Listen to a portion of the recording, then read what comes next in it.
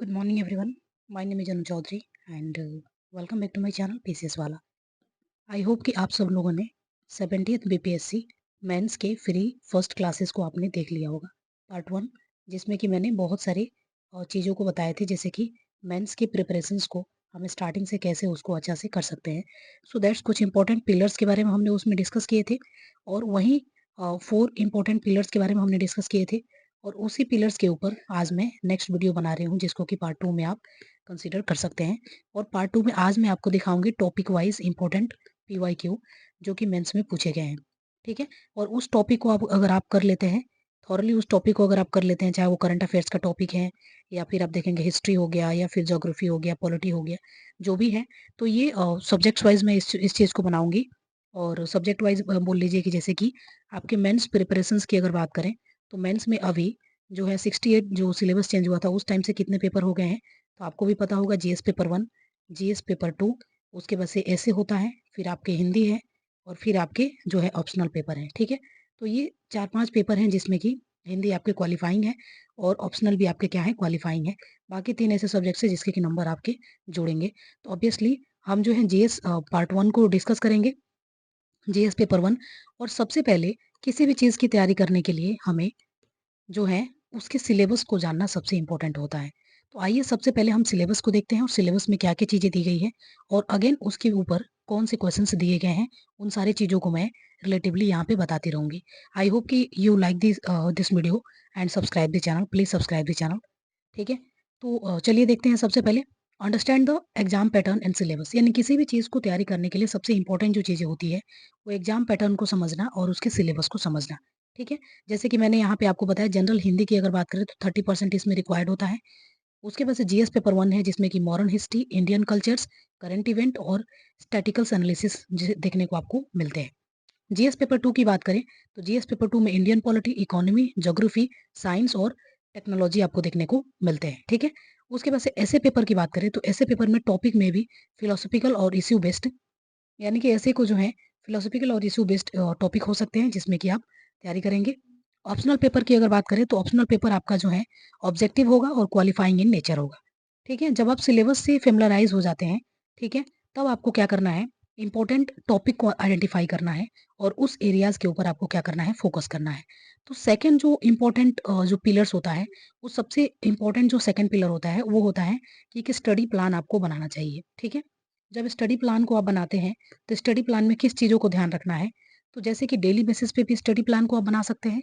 Daily basis को allot कर सकते हैं, स्लॉट्स में अलॉट्स कर सकते हैं, स्लॉट्स में कर सकते हैं, जैसे कि सब्जेक्ट्स हो गया, इंश्योरिंग बैलेंस कवरेज। ठीक है, उसके बाद से इसको आप वीकली टारगेट्स भी रख सकते हैं, और रिवीजन के लिए जो है आप अपना टाइम निकाल सकते हैं। तीसरा पिलर जो इसमें देखेंगे, एसेंशियल स्टडी मटेरियल्स, यानी जीएस पेपर 1 की अगर तैयारी आपको करना है, तो जीएस पेपर 1 से रिलेटेड क्या-क्या इंपॉर्टेंट एसेंशियल्स जो हैं आपके डॉक्यूमेंट्स होना चाहिए, क्या-क्या इंपॉर्टेंट एसेंशियल स्टडी मटेरियल्स होना चाहिए, स्टैंडर्ड सोर्सेज क्या होना चाहिए, मॉडर्न हिस्ट्री के लिए क्या होना चाहिए, जो भी सब्जेक्ट्स हैं उसके लिए कौन-कौन से रिसोर्सेज को आप फॉलो करेंगे, ये चीज़ें आपको थर्ड स्टेप में डिसाइड होना चाहिए। ठीक है, तो थर्ड स्टेप में डिसाइड आपको क्या-क्या करना है, स्टैंडर्ड्स बुक्स जो है देखना है। ठीक है, जैसे कि स्टैंडर्ड्स बुक्स यहाँ पे लिखा गया है, मॉडर्न हिस्ट्री के लिए आप Indian struggle for the independence Bipin Chandra को पढ़ सकते हैं, राजीव अहीर का भी पढ़ सकते हैं। इंडियन पॉलिटी की बात करें तो एम लक्ष्मीकांत, आप सभी इससे परिचित होंगे। इंडियन इकोनॉमी की बात करें तो Indian economy bye Ramesh Singh, बहुत ही अच्छा बुक्स है, और इसको मैंने भी प्रेफर किया हुआ है, तो आई होप कि ये चीज़ें मतलब बहुत अच्छा बुक्स है। ज्योग्राफी की बात करें, तो certificate physical and human geography जैसी लोगों की पढ़ने की जरूरत नहीं है। 11th एंड 12th की बुक्स जो हैं उसको भी आप प्रेफर कर सकते हैं। हालांकि हम यूपीएससी के लिए इसको प्रेफर करते हैं, लेकिन आप देखेंगे तो 6 टू 12th क्लास की सारी चीज़ों को आप पढ़ सकते हैं। ठीक है, साइंस एंड टेक्नोलॉजी की बात करें तो एनसीईआरटी टेक्स्ट बुक और करंट अफेयर्स मैगजीन को फॉलो करना है। ठीक है, करंट अफेयर्स रेगुलरली आप पढ़ें न्यूज़पेपर से अगर हो सकता है तो, जैसे कि बहुत सारे आते हैं, जैसे हिंदू हो गया, द इंडियन एक्सप्रेस हो गया, और मंथली मैगजीन योजना और कुरुक्षेत्र। ठीक है, तो ये चीज़ें हो गए। उसके बाद से इंपॉर्टेंट चीज़ें आप देखेंगे, तो अब देखेंगे प्लान को क्या करेंगे, क्रिएट करेंगे। प्लान को क्रिएट करने के लिए जो चीज़ें मैंने आपको यहाँ पे बता दी है, सिलेबस के अकॉर्डिंग सारी चीज़ें मैंने आपको बता दी हैं। अब उसके बाद से इंपॉर्टेंट जो चीज़ें होती है, आप पीवाईक्यू को देखेंगे, टॉपिक को आपने आइडेंटिफाई कर लिया है, और टॉपिक आइडेंटिफाई करने के बाद से आपने ये भी चीज़ें देख लिया है कि फोकस एरिया आपका क्या है। ठीक है, तो अभी हम यहाँ पे क्या करेंगे, टॉपिक को एनालाइज करेंगे और प्रीवियस ईयर क्वेश्चंस को देखेंगे, जिसमें कि सबसे पहले पीवाईक्यू को एनालाइज करेंगे, उसके बाद से उसके क्वेश्चंस रिपीटेड जो टॉपिक है उसके नोट्स बनाएंगे और फिर हम उसको ट्राई करेंगे आंसर लिखने के लिए खुद से। ठीक है, जो भी मॉडल आंसर आप खुद से लिखेंगे यानी ब्रेन स्टॉर्मिंग के तौर पे आप उसको लिखेंगे। ठीक है, और ब्रेन स्टॉर्मिंग के तौर पे आप लिखेंगे तो उससे क्या चीजें होगा कि जो भी आपके माइंड में है उस चीजों को आप आइडेंटिफाई कर पाएंगे कि आपने क्या वर्ड्स लिखा था जो कि इनकरेक्ट हो गया था, और बाद में उस चीजों को आप जब लिखेंगे तो ऑब्वियसली वो चीजें आपसे करेक्टली लिखा जाएगा। ठीक है, तो प्रैक्टिस आप पीवाई क्यों करेंगे तो इनमें इन सारी चीजों को देखना है। ठीक है, तो आइए कुछ इंपॉर्टेंट चीजें आज मैंने एक टॉपिक लिए हुए हैं और उस टॉपिक से रिलेटेड जीएस पेपर 1 के टॉपिक को मैंने लिए हुए हैं यहाँ पे, और जीएस पेपर 1 के टॉपिक को जिसमें कि हम इंपॉर्टेंट एक्ट्स के टॉपिक को लिए हुए हैं। जैसे कि इंपॉर्टेंट एक्ट्स की अगर बात करें तो 70-73 से लेकर 90-47 के बीच में जो भी इंपॉर्टेंट एक्ट्स होते हैं यहाँ से बहुत सारे क्वेश्चंस बीपीएससी में पूछे जाते हैं। सो दैट्स यहाँ पे एक जो है शॉर्ट क्वेश्चंस जो पूछा जाता है, सबसे पहला जो क्वेश्चंस पूछा जाता है उसके लिए शॉर्ट आंसर्स देना होता है। ठीक है, तो शॉर्ट आंसर्स देना होता है तो जिसमें बहुत बार ऐसा चीजें होता है कि वहाँ पे आपको जो है संथाल अपराइजिंग से रिलेटेड क्वेश्चन पूछ दे, फिर चंपारण मूवमेंट से रिलेटेड क्वेश्चन पूछ दे, या एजुकेशन से रिलेटेड क्वेश्चन पूछ दे कि एजुकेशन का डेवलपमेंट बिहार में कैसे हुआ है। तो ये सारे क्वेश्चंस वहाँ पे पूछे जाते हैं। सो दैट्स यहाँ पे इंपॉर्टेंट जो क्वेश्चन है जैसे गवर्नमेंट ऑफ इंडिया एक्ट 1958 का 8058, सॉरी यहाँ पे 1958 नहीं होगा, 8058 होगा। ठीक है, तो यहाँ पे क्या होगा 8058, यहाँ पे हो जाएगा 8058। ठीक है, जैसे कि क्राउन रूल हम क्राउन रूल के नाम से भी हम जानते हैं, तो ये 2023 में पूछा गया था। लेकिन अगर सेम यही चीजें 2024 की अगर बात करूं तो इंडियन काउंसिल एक्ट ऑफ 1892 के बारे में पूछा गया है।